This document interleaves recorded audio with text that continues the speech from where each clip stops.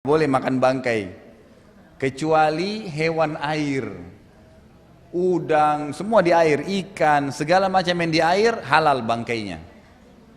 Sebagaimana sabda Nabi SAW ya, tentang air yang laut dan sungai, airnya suci, bangkainya halal, nggak masalah. Semua yang di air, dasarnya memang hewan air, tapi bukan hewan daratnya. Jangan burung mati di atas air, itu nggak boleh. Ya gitu. Contoh ya, kambing tenggelam, oh di atas air nggak apa-apa nggak boleh.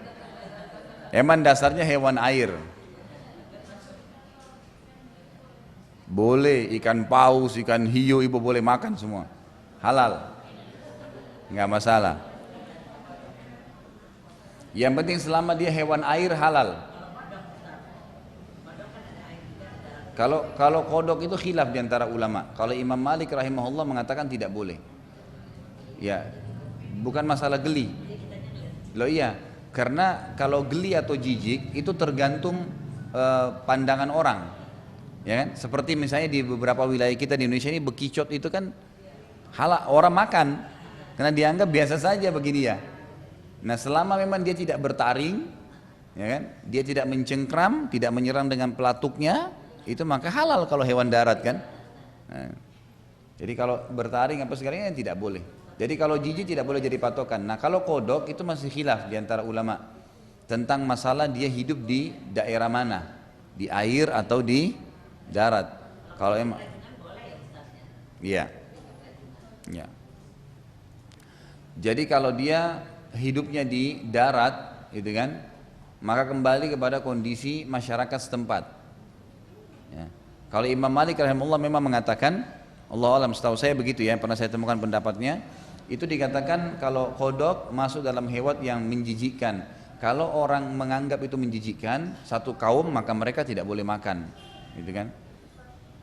Sebentar, saya jelasin, takut saya lupa. Bentar.